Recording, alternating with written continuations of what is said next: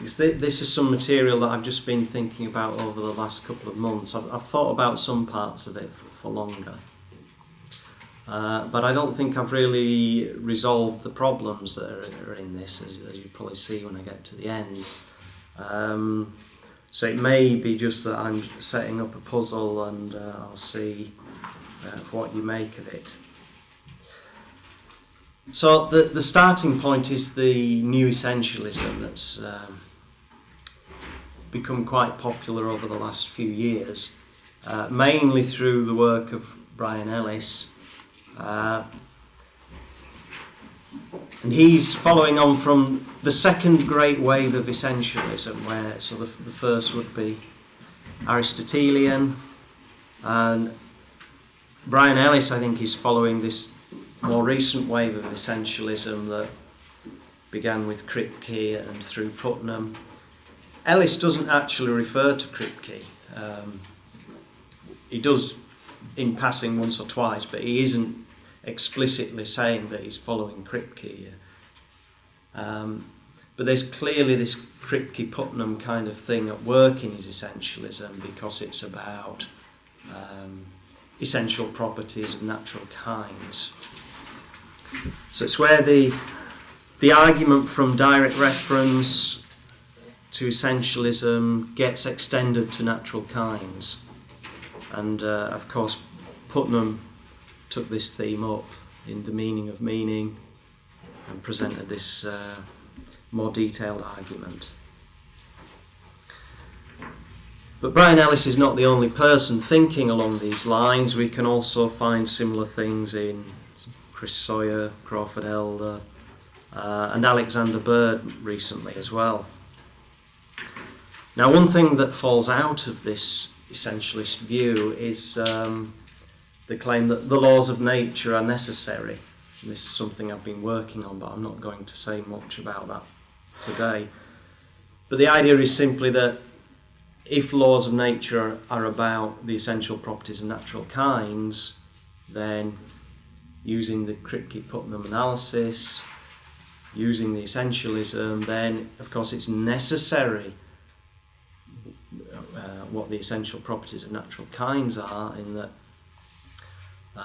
a kind member couldn't lose one of the essential properties without ceasing to be a member of that kind. So it falls out of the theory that laws of nature are necessary, absolutely necessary, metaphysically necessary, if you prefer to say. So that's the context for the paper. What am I going to claim? Well, first I'm going to claim that this new essentialism, as it's been outlined so far, is weak or underdetermined, because I think it rests on a tacit and uncritical acceptance of the part of Kripke-Putnam which many people think is weakest. So this is the part that concerns reference and natural kind. A more general claim is that I think the debate around essentialism has suffered from a lack of interaction between the philosophy of language and metaphysics. So Alexander Bird and Brian Ellis are taking a solely metaphysical approach, and so I think this has led to them ignoring some of the claims that have been made by philosophers of language. Now, I accept that I'm primarily a metaphysician, and the bits that I haven't thought about for very long are the parts that concern philosophy of language. So it may well be that you think that my approach also suffers from a lack of knowledge of the philosophy of language. So, well, I'd be happy for you to educate me on where my weaknesses are.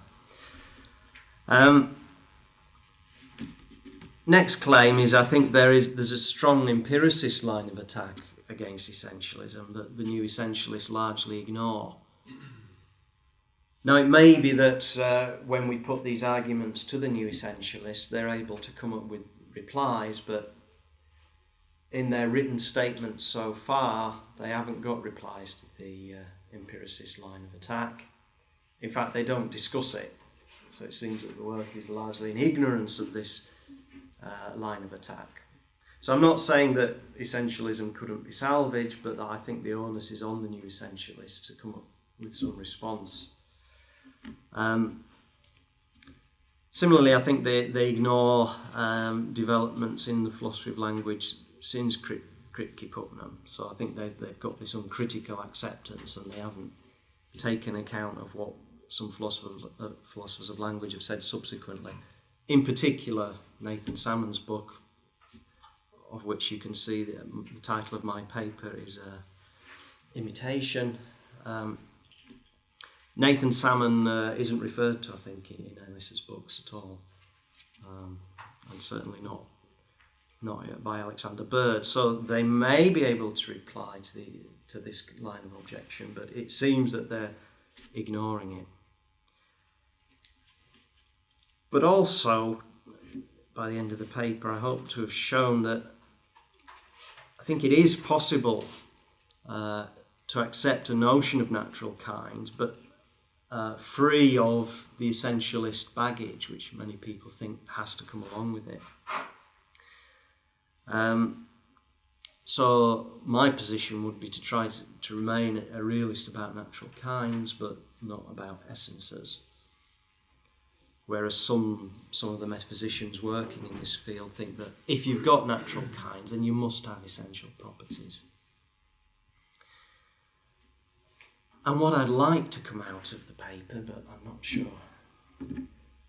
This is the bit where I think more work needs to be done on the detail, but what I would hope to be able to do is to marry a direct reference theory with realism about natural kinds, where it's possible to refer directly to the natural kind, rather than to the natural kind via any essence or associated cluster of properties.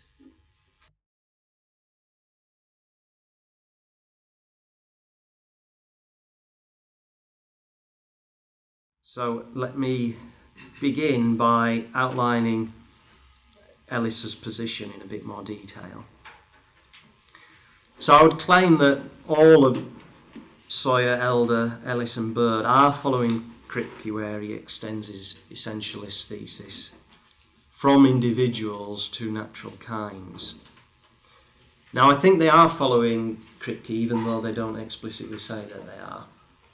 I think they're using the basic Kripke-Putnam kind of analysis. The reason I think that is because I think their essences, the essences of the new essentialism of Ellis, is clearly a Kripkean kind of essence, as opposed to other kinds of essence. It doesn't seem that they're talking about Lockean essences, for instance. So, where Locke says that the essence of something is a common substructure of all kind members that grounds and thereby explains the superficial observable qualities. He calls it the very being of anything whereby it is what it is. So this is the underlying real essence. We might now think of it in terms of molecular structure or atomic structure.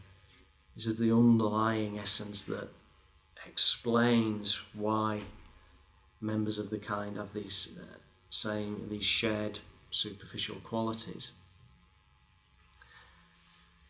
Well, I don't think Ellis, Bird and so on are speaking of Lockean essences. It seems more that what they have in mind is Kripkean essences, which are properties that are metaphysically necessary for kind membership. This is the kind of essentialism that they need to get their claim that the laws of nature are metaphysically necessary. And that's one of their chief concerns, certainly in the case of Alexander Bird. That's his goal, that's the thesis that he's trying to establish, that the laws of nature are necessary rather than contingent. So it seems he needs that kind of Kripkean essence rather than a Lockean one. There's also individual essence, which would be a property without which a particular would cease to be. Now that seems to be something very different from the Kripkean essence, because the Kripkean essence is about ceasing to be a member of that kind without this essential property, rather than ceasing to be completely. Now when Brian Ellis articulates his position, he says the following: some things hold some or all of their intrinsic properties necessarily, in the sense that they could not lose any of these properties without ceasing to be things of the kind they are. And nothing could acquire any set of kind-identifying properties without becoming a thing of this kind. These kind-identifying sets of intrinsic properties are the ones I call the real essences of natural kinds. So, although he doesn't mention Kripke, I would say that we've got enough there to say it's more or less Kripke-Putnam kind of essentialism. He goes on, it is a necessary truth that a thing of kind K has the property P if P is an essential property of K. But it is, of course, a posteriori what properties are essential to a given kind. So there we've got essential properties being necessary to the kind, but they must be discovered a posteriori. Seems like Putnam's position. But must we have essences if we have natural kinds? Some philosophers think so. A former colleague of mine, Terence Wilkerson, in his book on natural kinds, says the following: the notion of a natural kind must first be tied to that of a real essence, understood as a property or set of properties both necessary and sufficient for membership of the kind.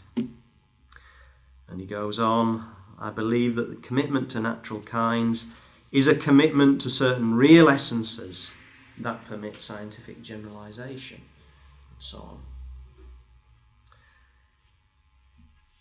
So there's a claim that unless you have essences, you haven't got natural kinds.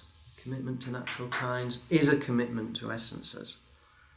And by essences, he means something necessary and sufficient for kind membership, which again sounds a little bit like the Kripke-Putnam kind of approach.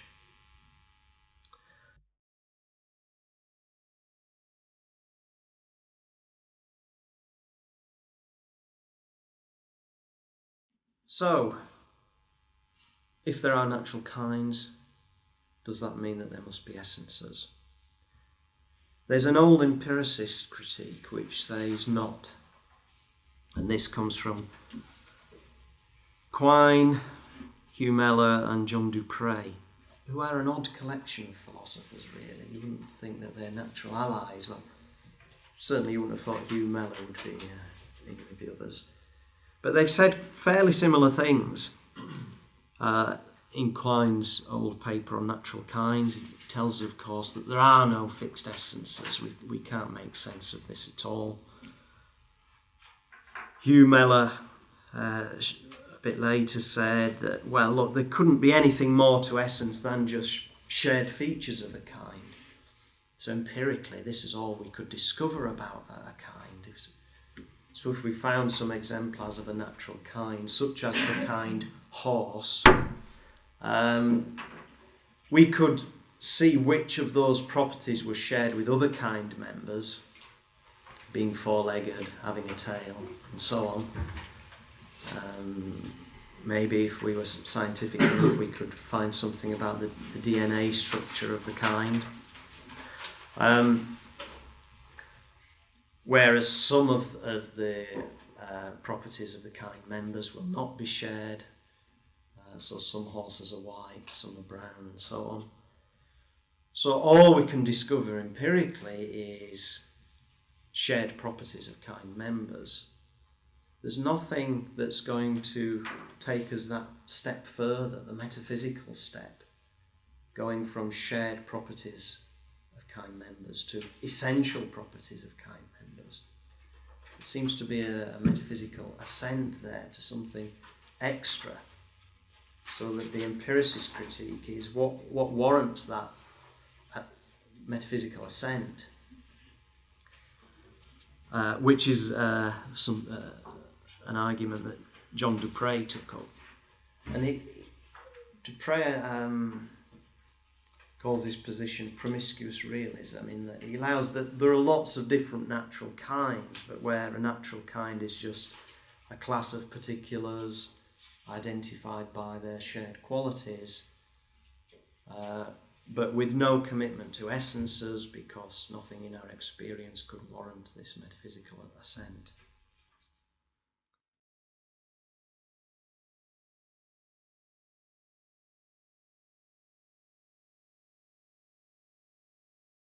Nathan Salmon has his own critique of essentialism that comes primarily from the philosophy of language itself, rather than from metaphysics or from empiricism. Well, I'm sure many of you have Nathan Salmon's book as bedtime reading. So the position is that direct reference is fine. We don't want to follow the old Frege Russell kind of reference via a description, but that there's nothing in the theory of direct reference that warrants the move to essentialism, this kind of non-trivial essentialism that the new essentialists are trying to get. You can't get that from the theory of direct reference. And surely even the metaphysicians should have said this anyway, because metaphysicians such as Ellis and Bird and myself would think that this is rather an extreme caricature, because we don't actually believe this fully. But we may think something like Aristotle, that metaphysics is first philosophy. And if I were to go to Alexander Bird and say, can you get substantial metaphysical results from the philosophy of language? He's going to say, no, of course you can't. Because metaphysics comes first. Now, you may not agree entirely with that, but Nathan Salmon says something like it. Just from the theory of direct reference anyway, you're not going to get substantial essentialist conclusions, and he's got a detailed analysis in chapter 6 or 7, I think, where he shows that the argument from direct reference to essentialism doesn't follow, that there's a vital step where a non-trivial essentialist assumption has to come into play. So putting something like Salmon's analysis into my own words, the way I'd like to articulate it, I'd say something like, neither direct reference nor the ostensive mechanism, this mechanism the direct reference theorist refers to through ostensive definition, they do not entail a theory of what it is to be for that kind. So we have reference to the kind, but without the theory of what it is to be that a member of that kind. So the claim that water is H2O is smuggling in this deeply metaphysical, maybe scientific theory of what it is to be water. This theory of it being H2O. Whereas direct reference to the kind, according to Salmon, and I'm fairly persuaded, needn't be referenced via this theory of what it is to be. Well, if you were to have some sympathy with Salmon, or you'd have other reasons for thinking that the theory of direct reference doesn't bring us a non-trivial essentialism, then is there any other argument for essentialism?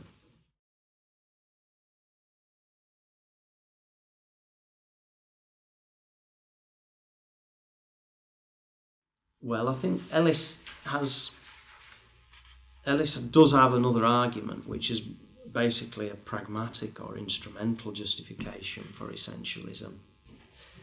He accepts that his essentialism is just a posit, it is just an assumption, and what justifies the assumption is the work that it can do in our metaphysics. So he says, the form of the argument is an argument by display. You show your wares and invite people to buy them. If your system strikes your readers as being simpler, more coherent, or more promising than any alternative for dealing with the recalcitrant difficulties in other systems, then this may be a good reason to buy it. Well, that's a fairly nice way of putting it, because metaphysics often does proceed this way. David Lewis, of course, has no argument justifying that all these possible worlds exist as actual concrete particulars. He's just saying, posit the possible worlds. So if David Lewis displays his wares and shows what follows from them, and you come along, you're shopping in the metaphysical marketplace, and you think, well, you're going to pay this price, you're going to accept all the worlds, but it's a good deal because you're going to get so much else in return. So Ellis is saying, well, here's my market stall, buy into this notion of essence, accept it as a posit, and it's going to solve lots of recalcitrant problems. It's going to solve the problem of induction, for instance, which is no mean feat. It's going to give us a theory of laws of nature, and so on. Well, given that I think metaphysics often does proceed this way, then I'm not going to object at the moment to that kind of approach. But of course, there must be some constraints on the assumptions we make. They must, I would have thought, be coherent assumptions for a start. Now, David Lewis's assumption of possible worlds, it sounds pretty crazy and produces incredulous stares, but it seems to be a coherent assumption that there are all these worlds. Is the assumption of essentialism one that's coherent? Well, I've got a little argument here that suggests that there seems to be some problem where we're not entirely sure what it is that the essentialist is asking us to accept. I'm not going to claim that essentialism is incoherent, because I think that's a little bit strong, but I am going to claim that maybe the assumption hasn't been adequately delineated. Maybe it's got some vague boundaries as it stands.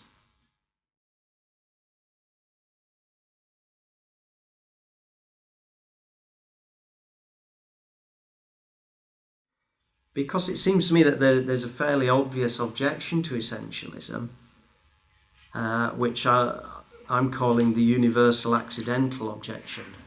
Now, it may be that this kind of argument has appeared elsewhere and I'm ignorant of it. In fact, I think I find it hard to believe that someone else hasn't come up with the argument because it's so obvious. So if an essential property F for a kind K is one where it's necessary that every member of K has F, and an accidental property G for that kind K is one where it's contingent for each member of K whether it has G, well, that seems to allow the possibility that there could be an accidental property G, which it just so happened was instantiated by every kind member. So it's contingent whether members of K have G. So there's nothing to prevent this property being instantiated by every kind member. Which raises a problem, of course. There's no reason why an accidental property couldn't nevertheless be instantiated by every kind member. In which case it seems that we cannot distinguish between an accidental but universal property of a kind K, and an essential property of K. So this is challenging the essentialist to say, well, what more is needed other than universal instantiation by every kind member that makes this property an essential property for that kind? If they say, well, there is nothing more that's needed, then we can say, well, have you really identified an essential property there? All you've really identified is a property that's universally instantiated, a property that's common to every kind member. In which case we can say, well, you're wanting to say that for every kind member it's necessary that they have this property F.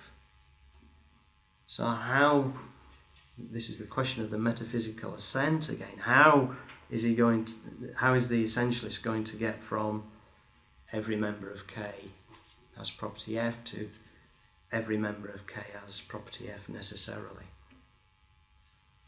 Now you might say, hold on, this is too fast, there are some clear problems with this kind of argument, so I'm just going to try and preempt some of them. The argument seems to be applicable only where we have kinds that have both essential and accidental properties. Many kinds are like this, so the kind horse would seem to have, according to the essentialist anyway, would have some essential properties, but also some accidental properties. So the colour of the horse, the height of the individual horses varies, so we've got good reason to think this is an accidental property. But the essentialist may say, well, what about the infimic kinds, which would be kinds where there's exact identity of all kind members? For example, the kind electron.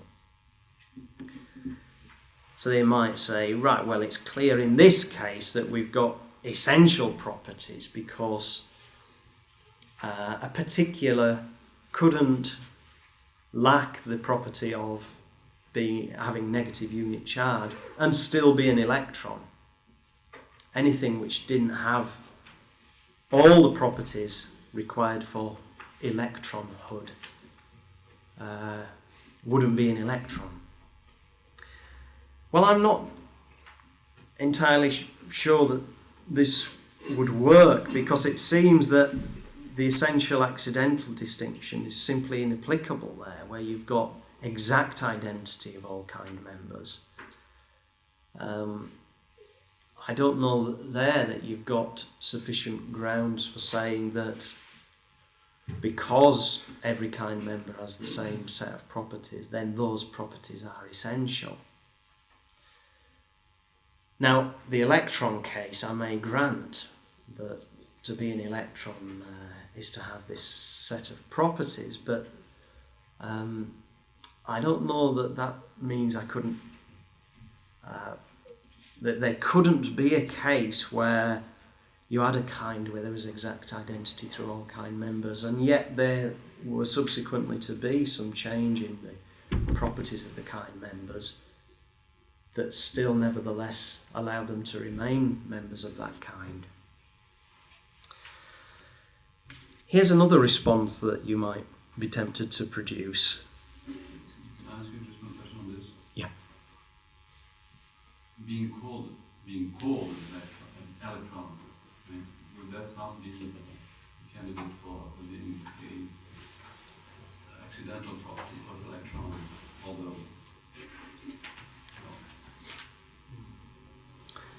Well, yes, but I think the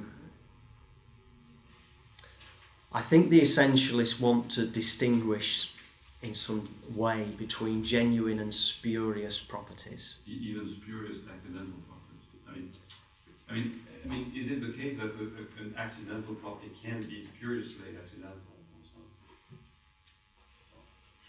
Well, I think what they have in mind is something like intrinsic properties. Now, I know that defining intrinsic is no easy matter, but they would attempt to find some basis on which to rule out things like being called an electron as a genuine property of the electron. And I know that such a strategy would be fraught with difficulty, but I think that's the kind of move they would be making. Okay, so a very obvious kind of response that the essentialist might want to make is to say something like, well, of course we know which properties are essential and which are accidental, even in the case where you've got a universal accidental, because that's a property which kind members in other possible worlds wouldn't have. I take it that this is the sort of thought that would have occurred instantly. So you'd say something like, well, even though this property is instantiated by every kind member, it's still contingent that every kind member has this property, because we know there are other worlds in which there are members of the kind which don't have that property. Well, yes, but there's a problem here, isn't there? Namely that we want truths about other possibilities and other possible worlds to supervene on truths about essences. And Brian Ellis and his associates are quite clear on this, that one of the advantages of their essentialism is that they only need this world. See, this is why on Brian Ellis's market stall, he thinks his essentialism is a cheaper product to buy than Lewis's realism about possible worlds, because he's saying you only need this world. So he's not going to refer to otherworldly truths about necessity and possibility. Now, of course, if you were David Lewis, you would have a response to the problem of the universal accidental, because he's saying all these worlds are really existent, so truths about necessity in our world are fixed in part by truths about other worlds. Truths about necessity fixed by other worlds. Ellis is wanting to sell us a different picture that goes the opposite way. Truths about other worlds will be fixed about the truths of our world. So this kind of David Lewis response is open, and this might be a reason some people would have for following Lewis. But I don't think it's open to the new essentialists. It's been put to me, moving on to point C, that we could still make a coherent distinction between essential and accidental properties, even if you did have a case where you had a universal accidental.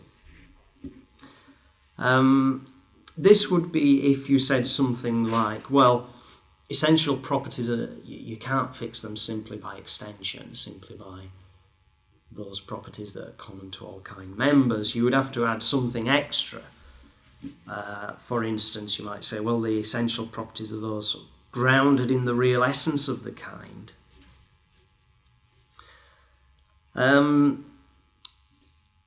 This was put to me as an actual response that was supposed to get over this problem of the universal accidental, but I'm not sure it does, because the problem of the universal accidental could strike against the real essence as well. So if you said the real essence was something like the molecular structure, you could raise the same kind of argument.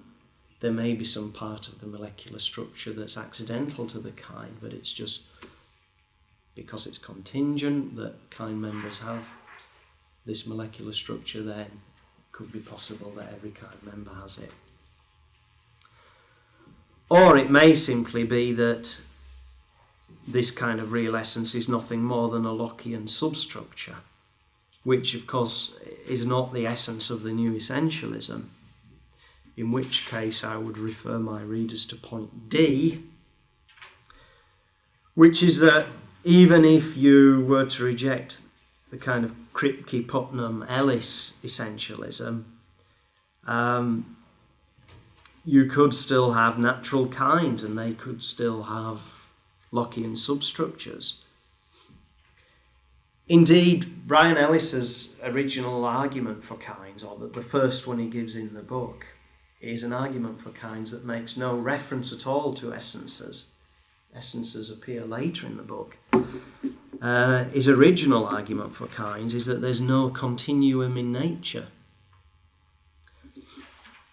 And I'm fairly tempted to agree with this. It's by no means settled, and I know there are plenty of people who disagree with it, but the kind of porridge nominalists who think that the world itself is a fairly undifferentiated porridge, and we impose structure on it in our natural kind concepts. Well, this is an empirical argument, of course, and it's to be settled empirically, but Ellis says the evidence is that there is no continuum in nature, that there are distinct kinds, certainly when you get to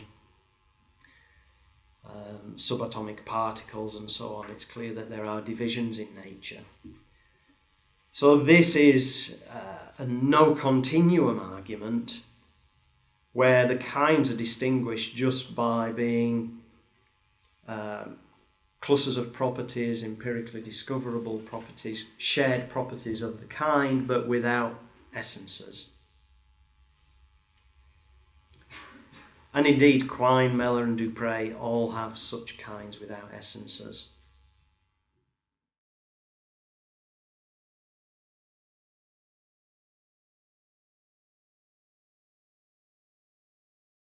Right, okay. So far, I think I've been largely negative. So I've said, we've got this new theory of essentialism, attempts to distinguish essential from accidental, attempts to get a theory of the necessity of laws out of it, a theory of induction, and so on. So I'm saying there are problems. There's the problems from the empiricist line of attack. What is it in our experience that would possibly justify the metaphysical assent? There's the question from the philosophy of language. How can we get from the theory of direct reference to this substantial metaphysical position? And then there's the problem that I've added myself, but I'm sure other people have said similar things, that it's not clear exactly how essential properties are going to be distinguished from other properties. Is there a coherent distinction between essential property and accidental but universally instantiated property? But now I'm going to try to move on to something a little more positive and try to diagnose what's going on here. And this is where I would like to bring together a bit of metaphysics with a bit of the direct reference theory, because I'm going to try to identify to what it is that we directly refer and what's the mechanism by which we do that. Well, I begin with a rather speculative ontology, but it's one with which I have quite a degree of sympathy. It's not original because it's basically following something that E.J. Lowe is currently arguing for. I believe he's got a book coming out later this year which will be called The Four-Category Ontology. Not a very sexy title, he admits. But the publisher didn't object, so he's going ahead with it. Not as bad as the Fourfold Route, for sufficient reason. But a bit like that. So I've illustrated this in figure 1. This is what Lowe thinks basically the structure of the world is like. Now, I'm not sure I'm going to follow every detail of this. And I think that there is some room for manoeuvre, and we could follow roughly this kind of structure but take slightly different attitudes to some of the components. So let's begin on the top right side, attributes, which are instantiated by tropes or modes.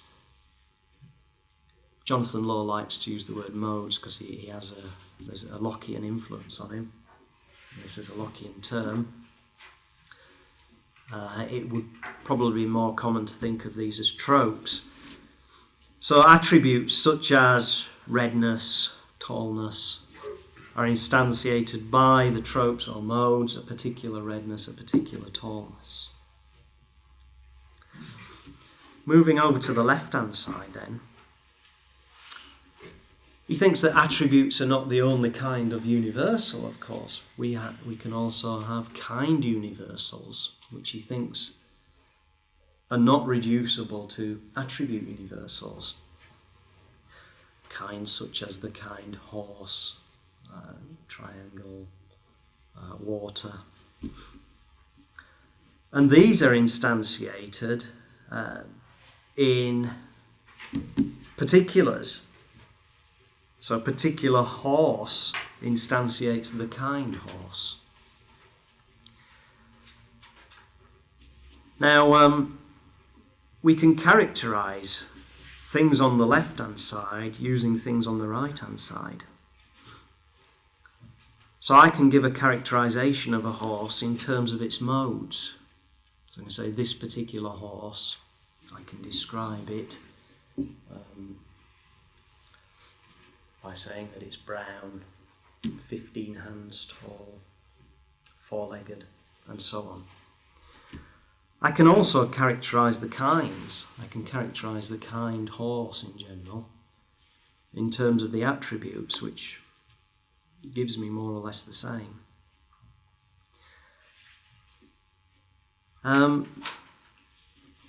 Now, here's where I get even more speculative here.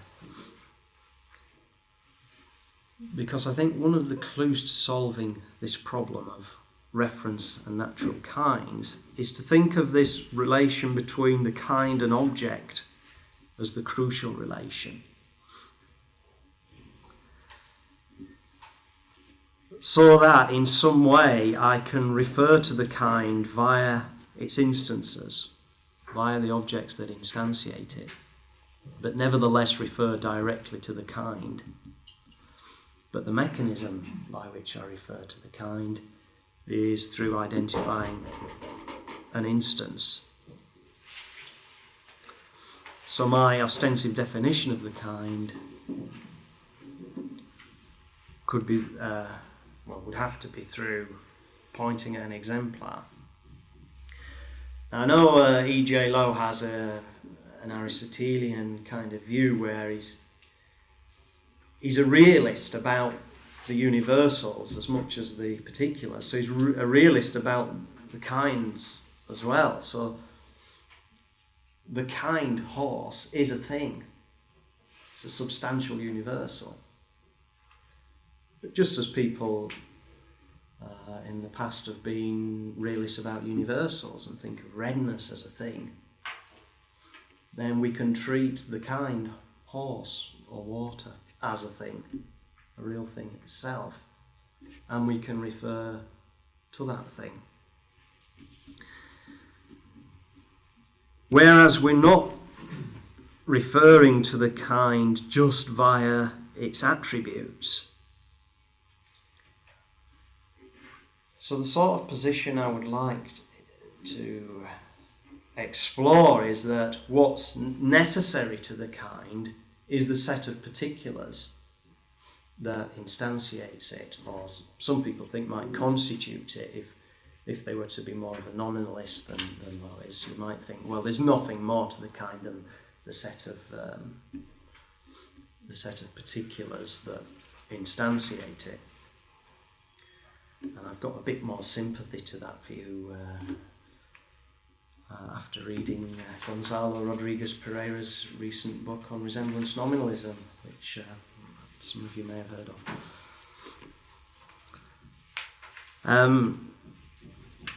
Now, if you were to follow the axiom of extensionality, which is that the members of a set are necessary to it, then what's necessary to the kind is the set of members that constitutes it, or if you were to be a realist about universals, that instantiates it. What's not necessary to the kind is the set of attributes that we would use to characterize it. Now this may be the clue that allows us to see the problem in essentialism, because the essentialist position seems to say that what's necessary to the kind is the set of characterizing attributes, whereas the position that I'm wanting to explore and try to push on you a little bit is to say that what's necessary to the kind is the set of objects that instantiates it or constitutes it, some might say. So that's why I say the crucial relation for us to look at is the kind-object one, not the kind-attribute one.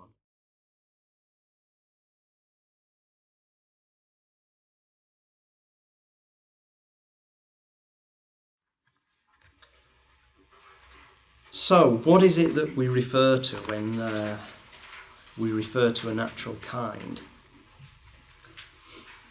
Is it a set of particulars with a shared essence? Well, I would say no, because I think the notion of essence is problematic.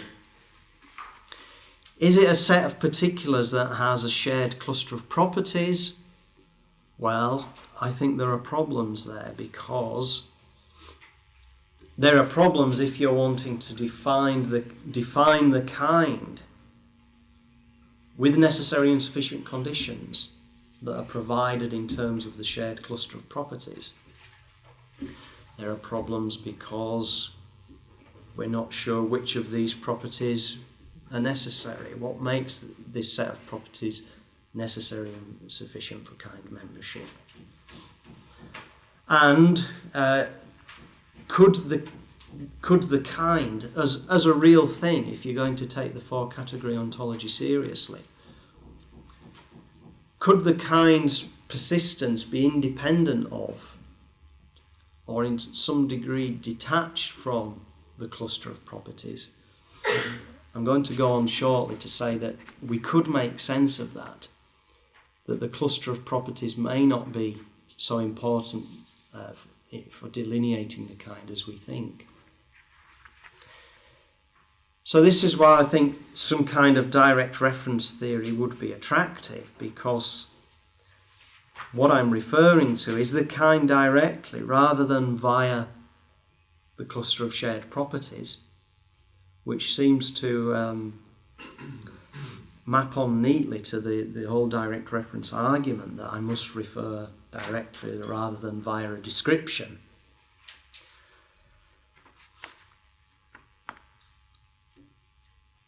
Now, if we were to refer to the kind, then it allows us I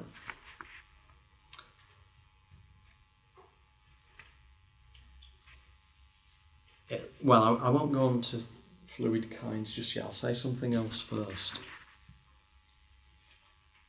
Namely about the mechanism, this ostension and kind mechanism.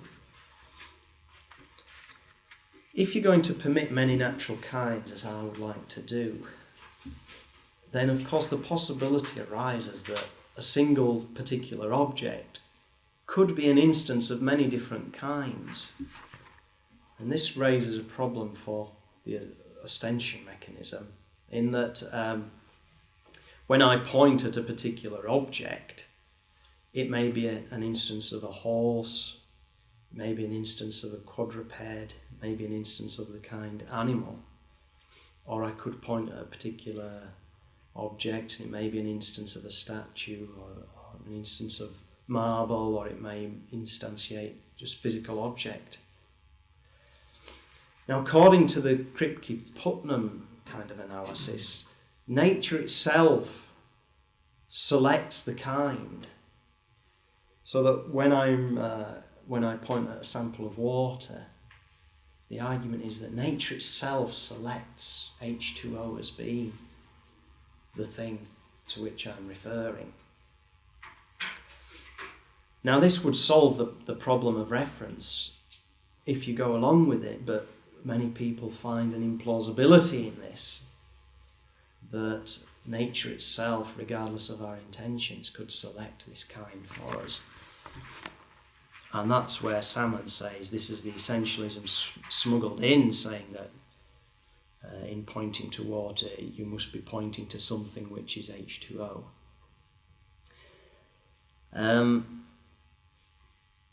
Now, this leaves a puzzle, though. If I'm not going to make use of the Putnam analysis, then it seems that my intentions are going to have to come into it when I'm pointing. So that when pointing at a particular object, and I may be attempting to say something about the kind, then I'm thinking of this object X, quay horse. I could point at the same thing and say, this is a... I would of course be identifying a member of the kind quadruped.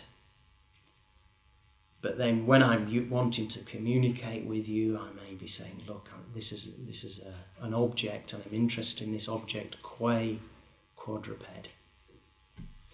Now I could use the characterizing attributes there in our discussion about it, but without committing to saying that the characterizing attributes constitute the kind, that they're constitutive of the kind.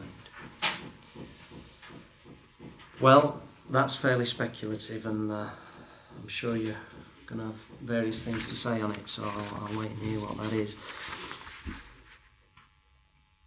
But here's something that may support it, which shows that while I may be using the characterizing attributes to refer to a kind, I'm not referring to those characterizing attributes. I'm using them as a mechanism to refer to the kind itself.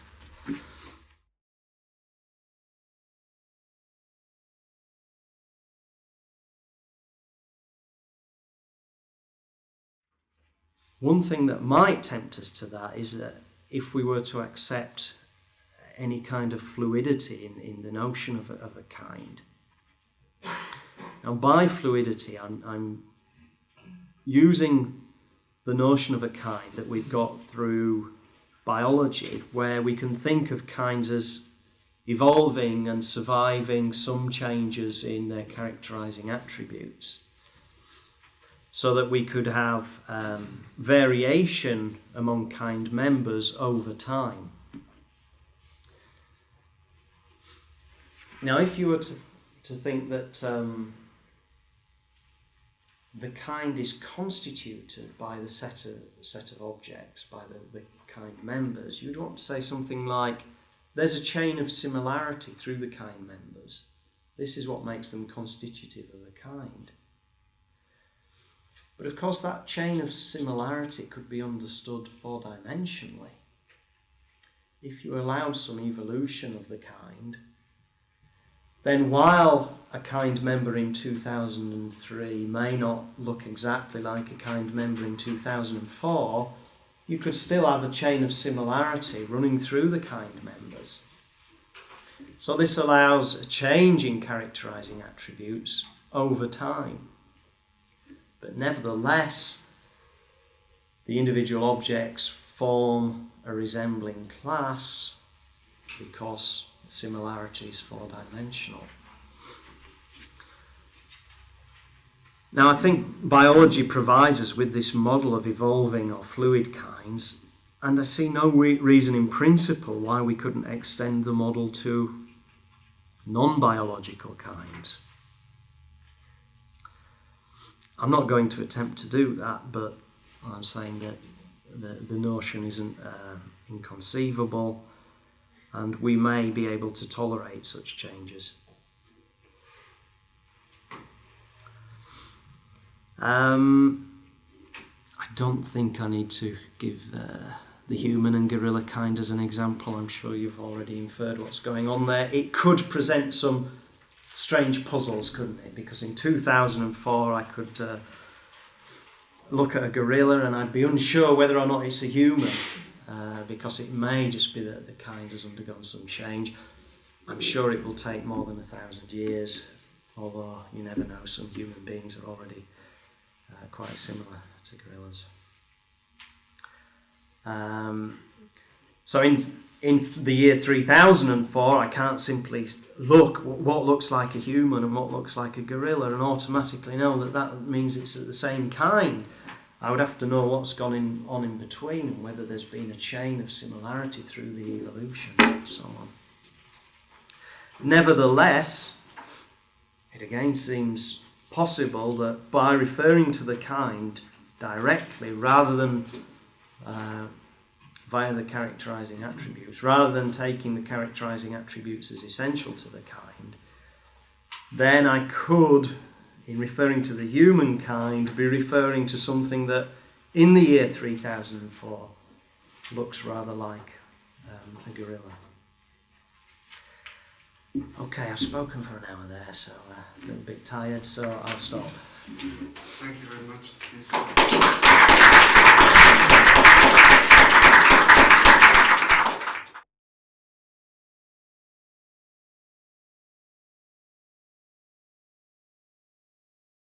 In this four-category ontology, when I said that the class of objects constitutes the kind, of course I meant that to be understood four-dimensionally. Maybe I should have made that clear. So producing a new kind member, well, I'm saying the extension of the kind is the entire set of its instances throughout all time, which is not too dissimilar from, say, Armstrong's immanent realism about attribute universals. That the redness is nothing more than the sum of its instances for all time, omnitemporally. So you couldn't say something like, well, there may have been no red object until, the year 2004, and then one suddenly appears, so redness is created at that moment, or the extension of redness is altered by a new instance. So rather we construe it four-dimensionally,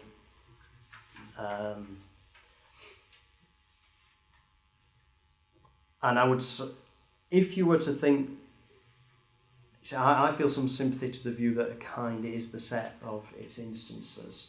I don't go for the whole Hoggard realism like Lowe, where the kind is a distinct substance. Then, of course, I'm interested in the axiom of extensionality, the members of the set are necessary to it, and so on. And of course, one particular object could be a member of more than one set. So that's why I say that a particular object could be an instance of more than one kind, and so on. As regard manipulating the experiments and so on, well, of course, this would be a strategy that the scientists would employ when they're trying to identify the essential properties. But we know from the philosophy of science that things are not quite that easy, are they? Philosophers of science thought, well, in the past they thought if only we could find one crucial experiment, then we would find the definitive truth, and so on. Well, I think it's still conceivable that even after our experiments there could be an accidental universal property lurking in there. If we were omnipotent, maybe, and essentialism were true, omniscient and omnipotent, and we knew essentialism was true, then maybe we'd be able to think up the crucial experiment and do everything. But I don't know if the possibility is enough to defeat the problem of the universal accidental.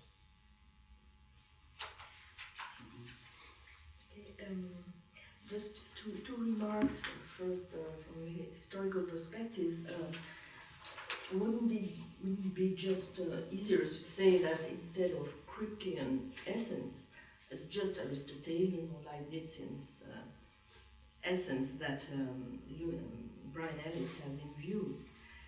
Second,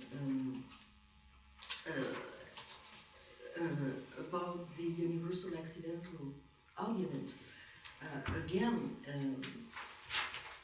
if you look at this little marvelous book by Porphyry's Isagoge, you would find exactly your objection.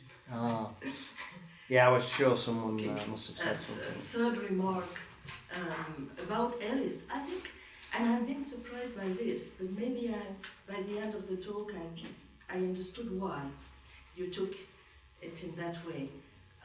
It seemed to me that your treatment of Alice is a bit unfair, and much more unfair that it was when you criticized him in dispositions or on your article about Alice's and Lear's paper. There's a word, it seems to me, that is surprisingly absent from your paper,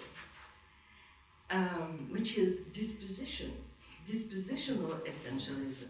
Because as I had read myself Alice, it seems to me that the main idea of his new essentialism was to try to make a case for dispositional essentialism. And that, in that respect, of course, it changes the picture very much about the objections you draw against him, because precisely what he tries to make a case for about essentialism is that you couldn't say anything relevant about essences or kinds if you didn't take very seriously the dispositional aspects. So I was very surprised, because it seemed to me that your own positions in dispositions and in your new book, Laws in Nature, was a reinforcement of that position towards dispositions and powers. Through Molnar's influence, through okay, and which a position which you know as I'm very sympathetic with. And so I was very surprised that in your talk you tried to make a case for kinds and to try to totally sweep under the carpet the problem of the relationships between kinds and dispositions and powers. So my question is out of a puzzlement. Why is that so? Why are you so interested in trying to make a case for that? And do you, if I may have a tentative answer to my puzzle, and you will tell me if it wouldn't be, by the way, that you're a little more than before inclined to take resemblance nominalism seriously? Right.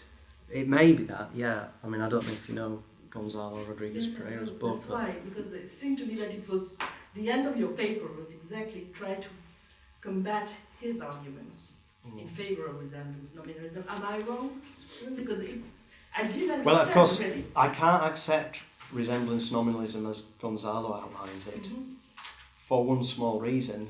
Namely, he says it entails David Lewis's modal realism. Yes, but there seem, in your paper today, there seem to be other reasons. But what I was saying about the kind members constituting the kind, I think that's perfectly consistent with, say, an immanent realism about universals, the Armstrong position. Since reading Gonzalo's book, I mean, my thinking has been, it's all been thrown back up in the air. As a number of us since 1970s, I guess, have gone along with some kind of Armstrong immanent realism about universals. And I think he's reopened the debate, and of course we have to be open to persuasion and open to re-examine some things we thought we'd decided. Now on the issue of dispositional essentialism, I think this is the main worry you have. I think there is a slight tension in my account which I've been trying to resolve. Namely that I go along with some kind of essentialism as it applies to the attributes, but not as it applies to the kinds. So I've got a broadly Shoemaker theory of properties, as you probably know, where I think that what actually constitutes a property are causal powers or dispositions. Now, I would take attribute universals to be sets of power tropes, so sets of dispositions. Now, and these could be quite complex, because I think that could give you an account of what makes an attribute a complex one rather than a simple one. So a complex attribute is one that's a set of lots of different power tropes. Now, following Shoemaker then, I'm saying that yes, the powers are essential to the attribute, to the classical universal, redness, squareness and so on. But now you might say, well, why haven't you got parity of reasoning with the kinds? But I may be confused here, but I think I'm following the fourfold ontology here. Because I'm saying what constitutes the kind is the set of objects rather than a set of properties, rather than a set of power tropes. But then how do you define an object? That's so weird. Only to a philosopher. Depends on what philosophers. If you believe in vague objects. Well, I don't believe in vague objects. Some do. Yes, I know.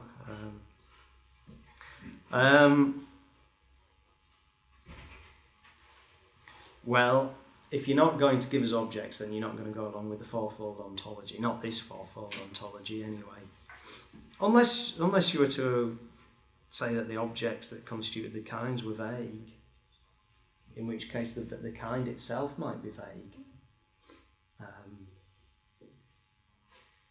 So the clue to it is then, I think, that I go along with the Shoemaker theory of properties, but I think I'm consistently applying the axiom of extensionality in both cases. So I'm saying the modes are necessary to the universal.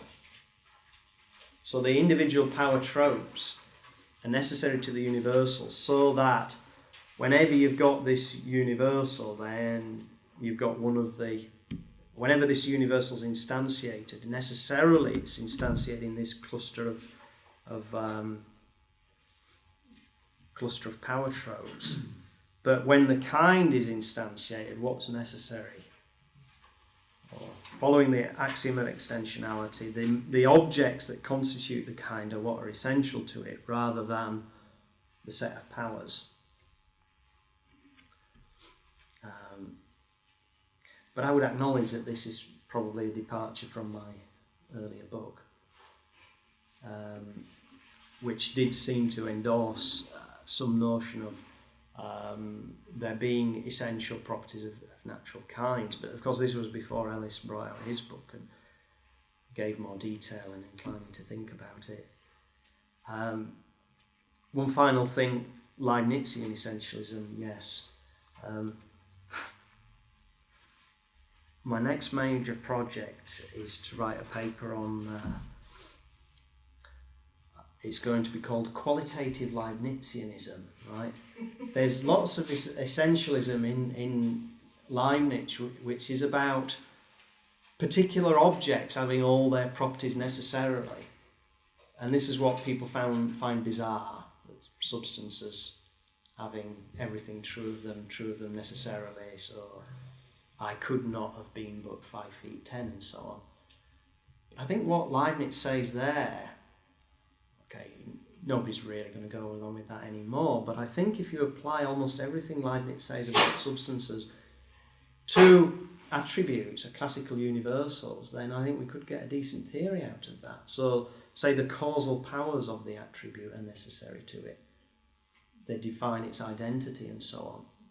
So I think Leibniz, with a little bit of tinkering, I think can be applied to attributes or classical universals rather than substances.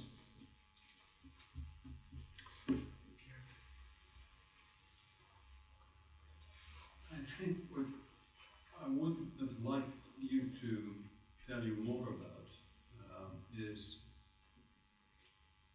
the role that you think concept of natural kind, as expected to play in the kind of explanatory function that you want to assign it, given the kind of therapeutic job that you're doing by dissociating natural kind and essence. I mean, at the beginning, you said you're a metaphysician and you want to bring in considerations from philosophy of language, the theory of reference, which you did.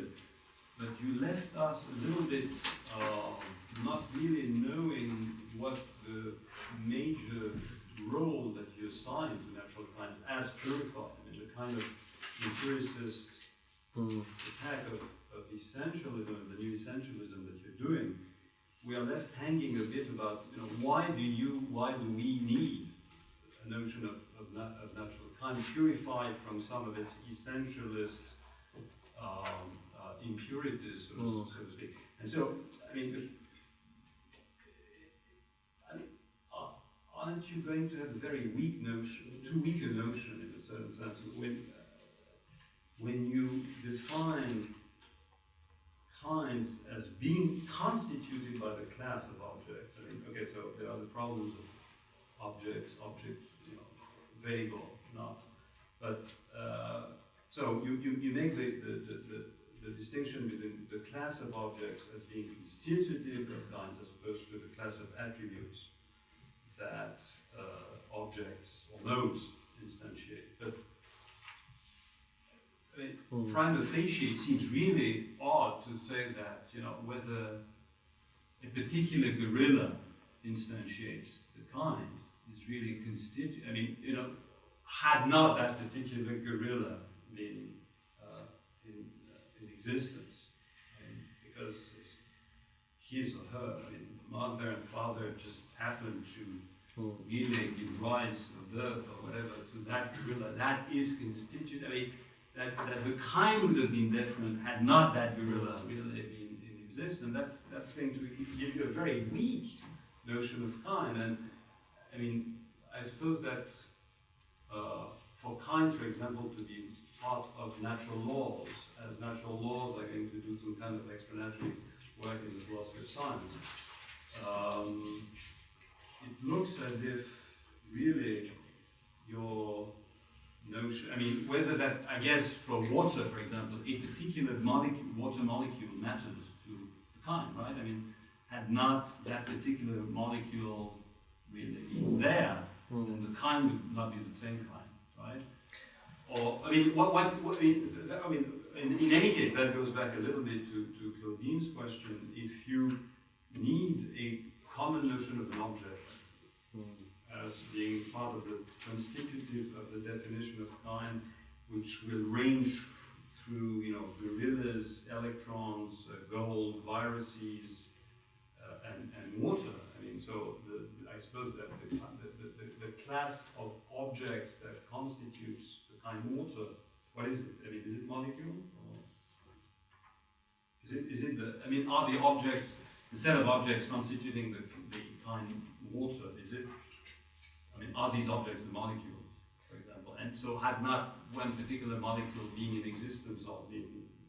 Well, I guess it would have to be a sample, wouldn't it? Because I don't know if a molecule of water is actually water. I'm not sure it is it? No, right. I'm not good at the chemist enough. Yeah, like the molecule of lead is not actually lead, or an atom. So you said yes. Okay, well, there's... So the general, so there's this general worry. So what, for you, natural kinds do what? Why do we want them? And especially, purified. And then, I guess I'm not giving you a very kind of coherent argument. I'm just expressing the worry that if natural kinds are supposed to play an explanatory role in philosophy of science, then this very weak purified notion of the kind where a particular set with extensionally defined is going to be constitutive of the kind, that's going to be a very weak notion. Well, yeah, okay, I agree. What you say, I think is important and coherent enough, and it's a serious question because natural kinds in Ellis's metaphysics do an awful lot of work. Now, I think my weaker natural kinds could do some similar work, but not quite as not quite as well as Ellis has managed to do. Ellis thinks he's solved the problem of induction, for instance.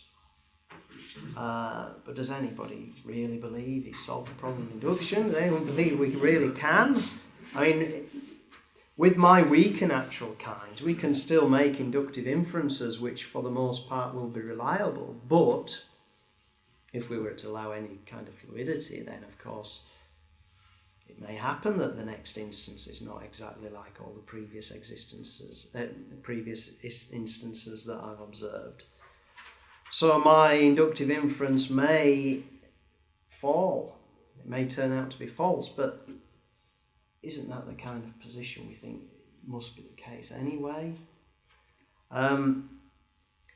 So I would hope that these natural kinds could still do a lot of the work that Ellis's kinds do, but without this sort of strong essentialist necessity driving it, they're not going to do the same work. They're not going to do exactly the same job. They are going to be weaker, but I think that might cohere more with our epistemological commitments.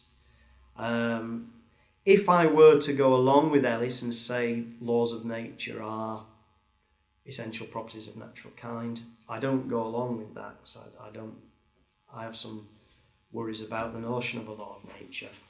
But he says that, and it gives him laws which are absolutely necessary, could never change, apply universally, and so on. Well, if you were to say that the laws were my natural kinds, with just their characterizing attributes that could change over time and don't actually constitute the law, then my laws would be an awful lot weaker. It seems that I'd allow that they could change over time, for example, which is something I think I would be prepared to allow if I went for a notion of law of nature.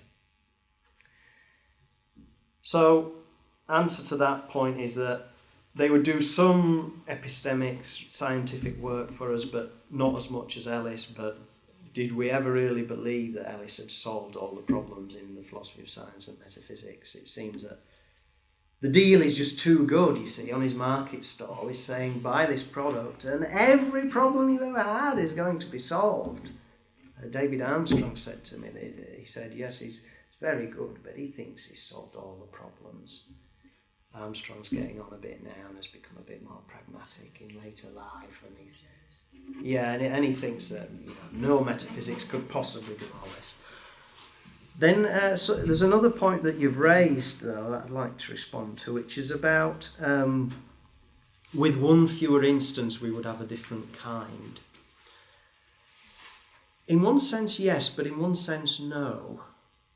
I mean, suppose I went for something like an immanent realist view of universals. So this is that the universal is nothing more than the sum of its instances.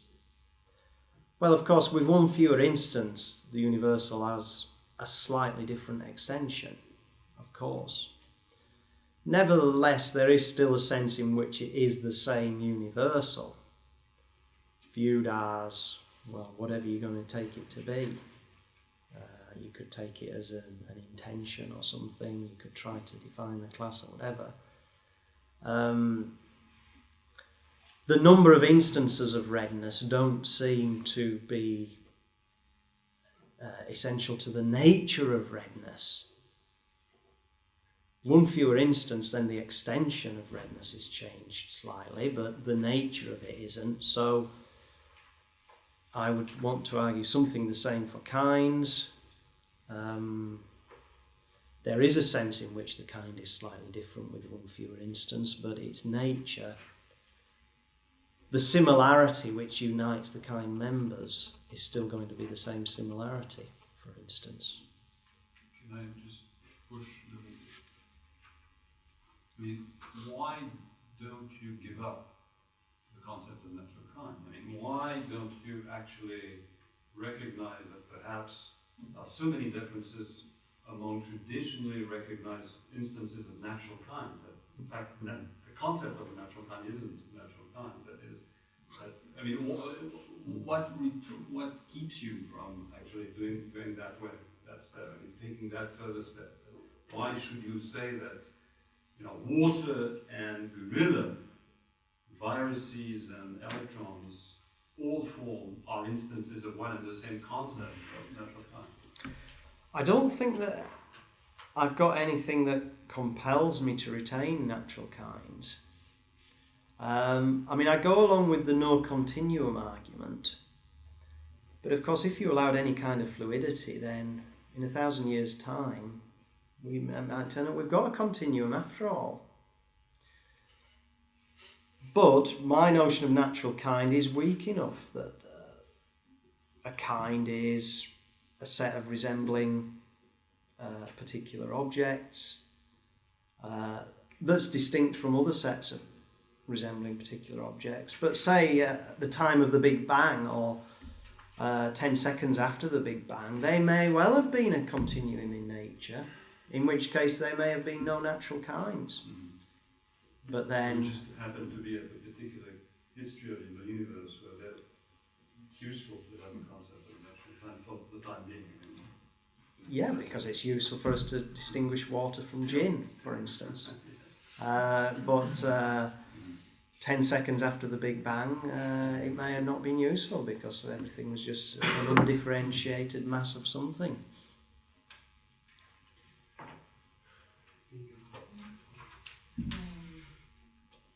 I like that you brought up Salman because I think it's his book and its argument is missing from the discussion as well. So I think that was really nice. And then I have two questions which may be related because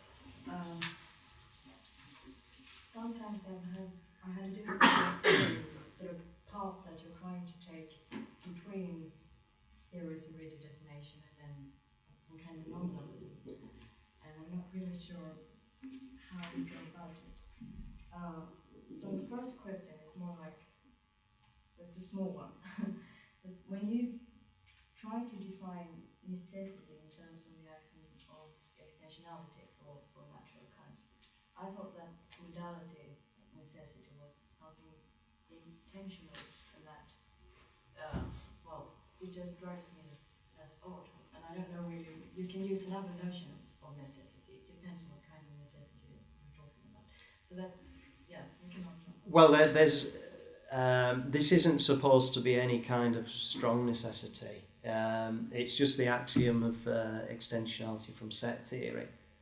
Yeah, if you're going to say that something such as a natural kind is a set of resembling particulars, then it's simply that the members of the set are necessary, they identify the set. There's nothing at all metaphysical about that, and you could probably replace it with another word very easily. Yeah. Okay. Then the second question has to do with kind reference by extension, and you say it's to the kind directly. And what is it that you directly point to? Is it some kind of recognitional properties? And if it is, how do we identify the natural kind from one instance to another? And you seem to say that whenever you have direct reference, you also have some kind of rigid designation. It seems that you agree with that. I took care never to utter the words rigid designation. I know, but the way you use the term, that's a problem because you sort of linger on two senses, paper, I think. But you don't get rigid designation if you have ostension through recognition of capacities anyhow. So then I was thinking that one way to solve this problem about identification between instances is just to, maybe that's what you're doing actually, assume that there is some kind of unanalyzable primitive notion of resemblance and so on. But then that will become the only, it resembles Jung's view about, resemblance being the only sort of universal and enormous world. So what do you say? Well, I admit I didn't say all that much about what's going on in case of reference, because it's probably the most speculative part and the part that I probably needed most help on. But the idea I was trying to push, I was trying to exploit the similarities that's shown in E.J. Lowe's metaphysic between the mode's attributes and the object's kinds. So the similarity is this: I can take an instance of pink, and I can point to this. And when I'm pointing to it, I'm not pointing to the mode. Well, my intention is to refer to pinkness itself rather than the particular trope, the particular pink trope. You see, I think that must be what's going on with the ostensive definition. So that I'm trying to exploit that similarity, that I can refer to a universal via one of its instances. And I'm applying that in the case of substantive universals or natural kinds.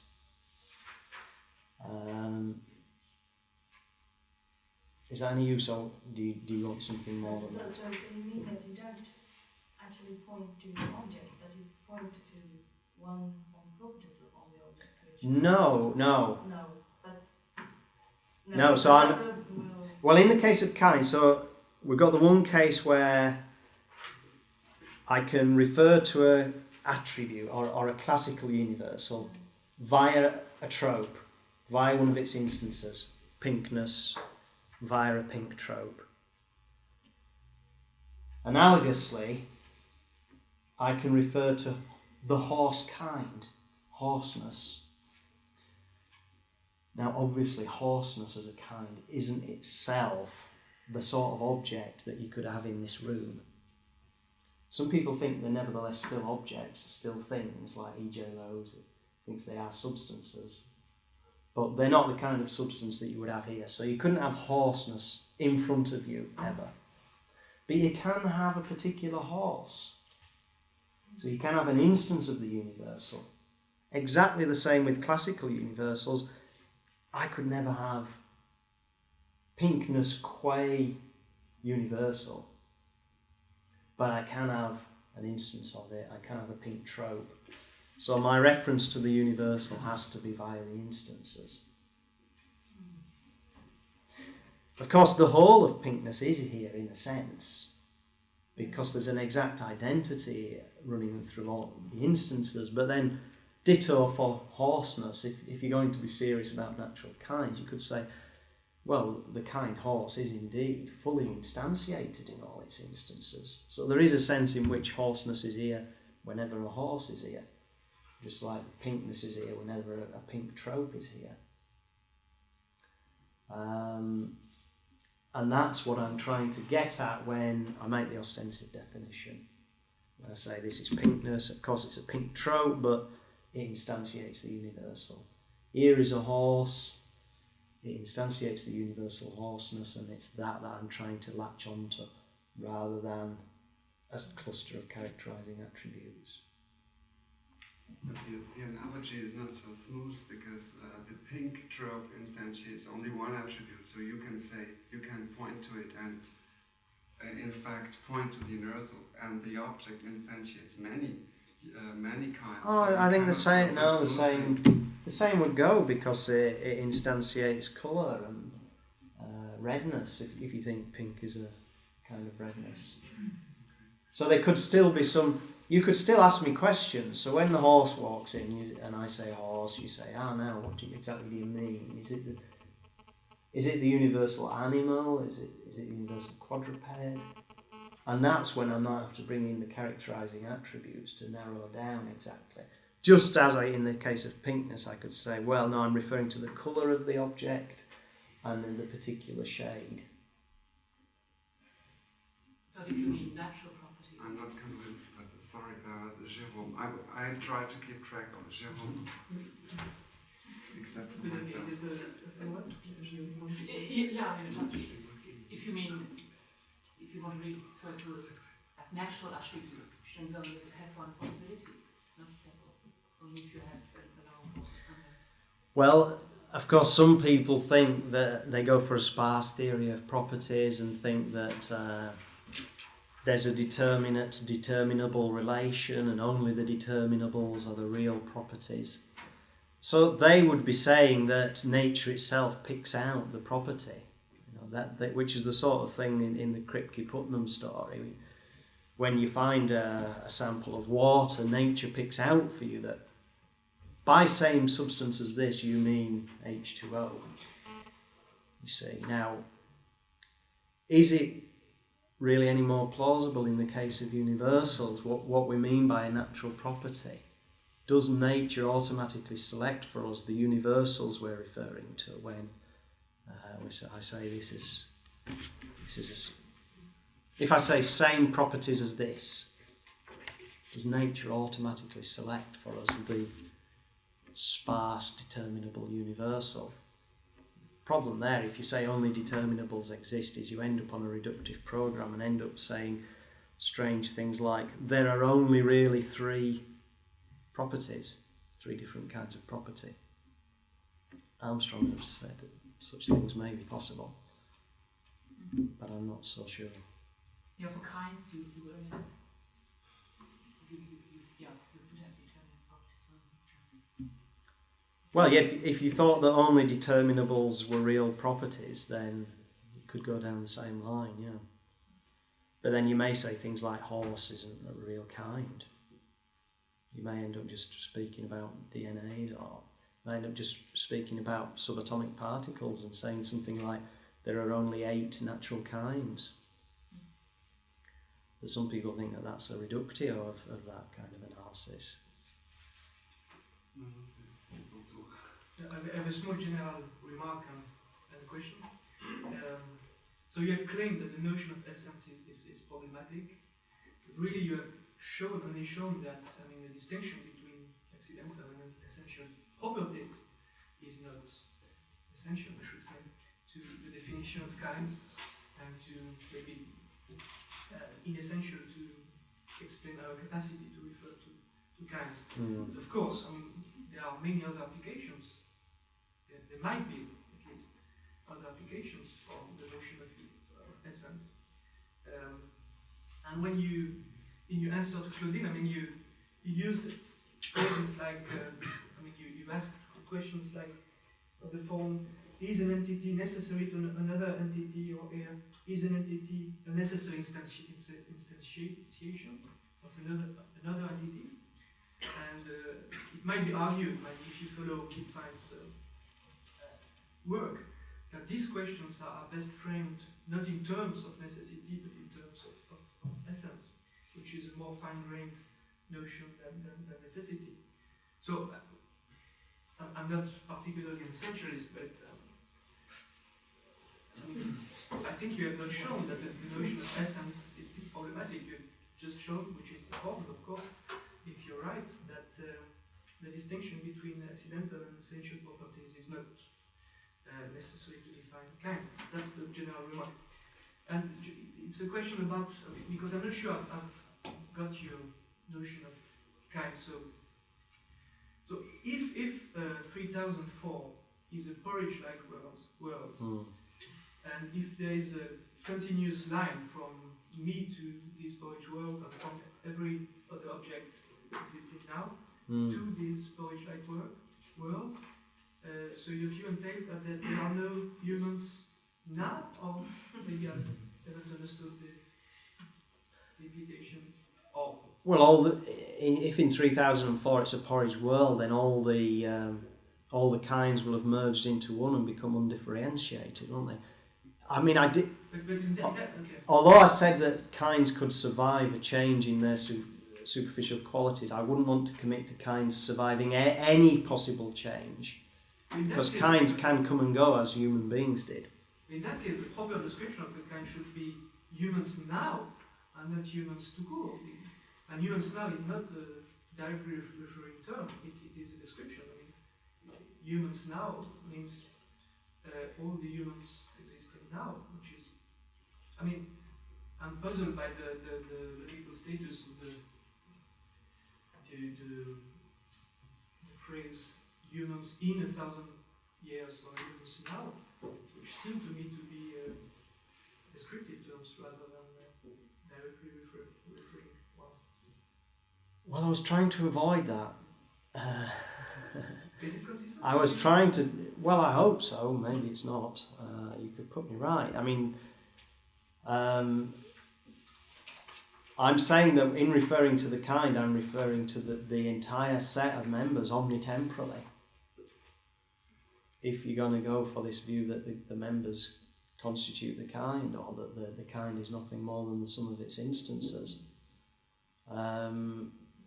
So there may come a point where the members of the kind start to die away. So as we approach 3004, we approach the porridge world. We get fewer instances of this kind. That's fine. But the kind, I'm trying to refer to the whole thing. So I'm not trying to say humans now. Of course we can say humans now, and wanting to delineate the class a bit more tightly.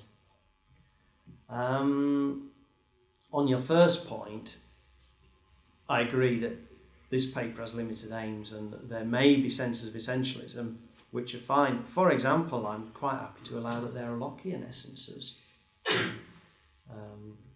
So this is purely this kind of the new essentialist program, which is specifically about natural kinds, essential properties, necessity of laws of nature, and so on. You said a lot about the metaphysics of kinds, and I was wondering about your epistemology. There's a question in the philosophy of emotion about, whether emotions are a kind or not, a natural kind or a kind. Did you say In emotions or the motions? philosophy of emotion, right? Emotions. Ah, yes. Are there kinds? Are there natural kinds? And you have psychologists, you have philosophers arguing about that. So, do you have anything helpful to say to them? And who should settle the issue and how? What's the epistemology that goes with your claim? Well, there's rarely any epistemology that goes with any of my philosophy, because I'm one of those people who thinks that epistemology shouldn't dictate metaphysics, and that we can do metaphysics in some isolation from epistemology. But I could see how some epistemology could fall out of this, just from the no continuum argument, for instance. So if in the philosophy of emotion you wanted to know whether moodiness differed from sadness, then you're going to have to think about whether there's a continuum, whether there is whether moodiness is a kind, whether there's similarity relations running from kind members. Of course, it would be a funny kind, because the members would be particular episodes of emotional disturbance or something. They wouldn't be objects. Brian Ellis, this is one of the parts of Ellis that I do quite like. He has a very broad sense of natural kind. Classically, we just think of natural kinds of objects, but there could be natural kinds of process, natural kinds of episode, and so on. In which case, an emotionally disturbed episode could be a member of a natural kind. Sadness could be a natural kind. But then for the epistemology, and whether it's distinct from moodiness or whatever, then the no continuum consideration could come into play. And what's the similarity relations among kind members? Does it form a coherent and distinct class? Things like that. I'm not sure that helps, but thanks. Well, were you worried about something else? Well, How did you find the similar No, sorry, it's Justin first. Yeah, I'm interested that you appeal for whether there were people who ever thought up replies to some of these crying objections. I think there are three people. I actually spent a chunk of my PhD thesis trying to do exactly this, and there's not the slightest reason why you or anybody else should have seen it. But Alan Sedell wrote a book which takes in some ways a similar view, and there's a reply to Nathan Salmon's book, which was a long review article in the Journal of Philosophy that Paul Kopok quote, and in some ways we take similar views, though I think we all three came up with them quite separately. So just hang on a second. So Siddell and others, you're putting the universal accidental objection, or you're giving replies to it? This is giving replies to, in particular, the question, how could you get necessities from only knowledge of the actual world Right.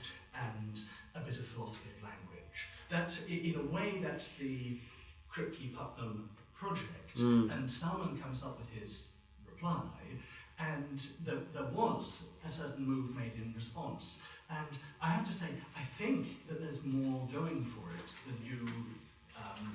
Well, I said I was open to persuasion. That it's quite possible that there were responses to this kind of objection. Of course, Ellis and others, not only do they not refer to Salmon, they certainly don't refer to Siddell and your... Paul Kopok is the person who did the reply in the Journal of Philosophy. Let me see. I suspect that in order to get Kripke and Putnam any chance of success, there's got to be something done to join together what you call a Kripke essence and what you call a Lockean essence. I'm not sure that you can just straightforwardly divide them. The Kripke and Putnam don't particularly elaborate on this, but the examples they give of water and H2O and being gold and having the atomic number 79 are cases where it looks as though it's actually something in the composition, for the chemical kinds anyway, that's characteristic. And what would be important there would be that having the atomic number 79 was in some way explanatory of the superficial features that are found. So here's an attempt to give an answer to the sort of Kantian question, how could we have knowledge of necessities given that all we have experience of is actualities within the framework of the Kripke-Putnam approach? It would be, here's a piece of sort of stipulative definition that we can imagine people came up with, and it's philosophy of language that clarifies this for us. So here's the first premise. Something in any possible world will count as gold if and only if it has that property which turns out in the actual world to be explanatory of the distinctive features, being yellow, shiny, malleable, etc., etc. So that's just an a priori stipulative definition which we pretend people have signed up to. Second premise, well, we've actually found that the explanatory property for that set of superficial characteristics is having the atomic number 79. Conclusion, in any possible world, something will count as gold if and only if it has that atomic number. Well, I mean, the problem with that, which I'm sure they'll address this, and you'll address this in your PhD, the problem is why, in referring to a particular kind, I must be referring to that Lockean essence. Of course, Locke didn't think we were, because he thought such essences were unknowable, you see. So I guess this is this essentialist assumption that Kripke-Putnam bring in, that nature selects for us, you know, it selects the reference, it selects this kind of Lockean essence. But maybe this is tackled, because it seems you're introducing the substantial claim there that in referring to water, I must be referring to the Lockean essence of water. And when I say same kind, I mean same kind as defined by the Lockean essence. But it doesn't mean to me that we all have to be doing that. There could be some communities that don't use the word water like that. But let's just suppose we live in an environment where there is a scientific community that uses the word gold, at least, like this, and did so even in the 18th century and 19th century, before they knew what atomic number was. They were trying to use it for an underlying essence, which they at that time didn't know, but they did at that time have a conception of. And if we happen to be in a community where the rest of us, in fact, tag along with that scientific community and say, well, what they call gold is going to be for us definitive of gold in the tightest sense, then you've got what you need. It doesn't need to be the claim that every community is like that, and it actually doesn't need to be the case that the old ancient Greeks thought like that, though quite possibly they did. But certainly in the 19th century, there's a good chance people thought like Well, one further in reservation, our and part of the world. try to keep it short, because obviously this could go on indefinitely. But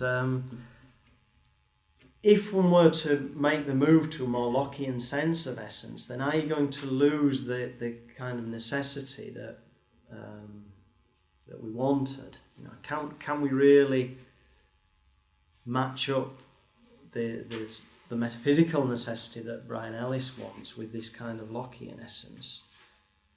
Because the Lockean real essence, of course, it's just shared qualities, but at a sort of microscopic level, isn't it? Which raises questions about whether even the real essence could evolve over time. Whether we could really have that same kind of metaphysical necessity Ellis wants. Because the Lockean essence and the sort of Kripke-Putnam essence, the real metaphysical essence, I think they are distinct, unless I'd be persuaded otherwise by reading Seidel. So it raises questions about whether we could really have one thing that was both. Well, that's obviously work to be done. I don't know. 2 more questions, François. Okay. I just wanted more clarification on the point on fluidity. I quite understand that you want natural kind to have something of fluidity, but what I don't understand is that you seem to take this constraint as implying that we can't have essential property. So I would quite agree that we can't have essential property as for the case of chemical kind or physical kind. But why exclude then we can have some kind of essential property which is more in tune with what biology requires, and which let the possibility of evolving horses. I mean, we ask that there are some unity that constrain, that make the unity of horses, and that has to do with sexual reproduction, with passing DNA, and all such sort of things. So why shouldn't such kind of properties, allowing fluidity, be acceptable then? So I don't see why it should be an argument against essential property, fluidity.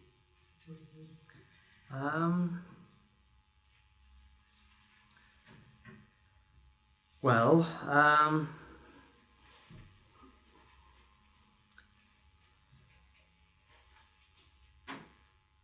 I certainly want to allow that there are kinds that could have some coherent cluster of properties that we use to pick them out. And I also want to allow that there could be some properties which, the loss of which, lead to the end of the natural kind.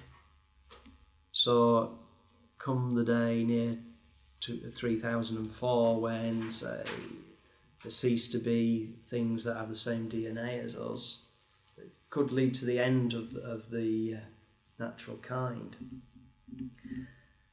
The sort of possibility I wanted to allow him was that if, say, we've got a kind, call it K, and it's got a number of properties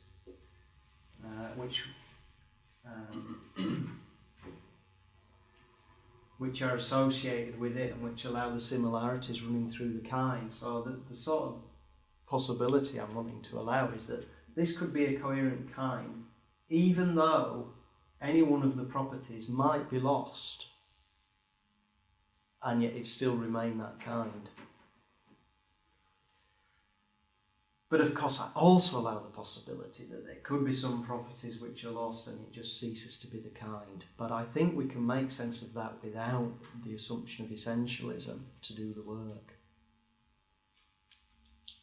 Now I don't know if that actually answered your objection, because it may be that I didn't fully understand it. But Sorry, mine. You say that natural kind is a set of particulars, resembling particulars. So how do we define the resemblance, the relation of resemblance? So it seems to me that this is the Wittgenstein's family resemblance. Yes. Ah. And when Jackson says water is stuff of our acquaintance, this is an instance of your approach, isn't it? Sorry, the when Jackson says water is stuff of our acquaintance. acquaintance. So it seems to me that this is an instance of your approach. What do you think about it? If it is so, Jackson's a priori affirmation is a description of the Wittgenstein's slogan, the meaning of a word is its use. So you take a natural kind word, water, you use it, and you describe the central use of the word.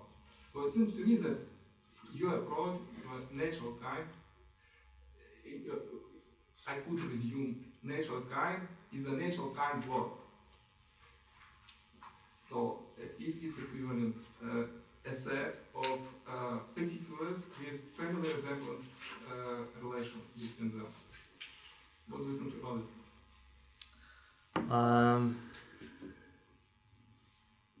Maybe I can completely wrong. Maybe if you say it.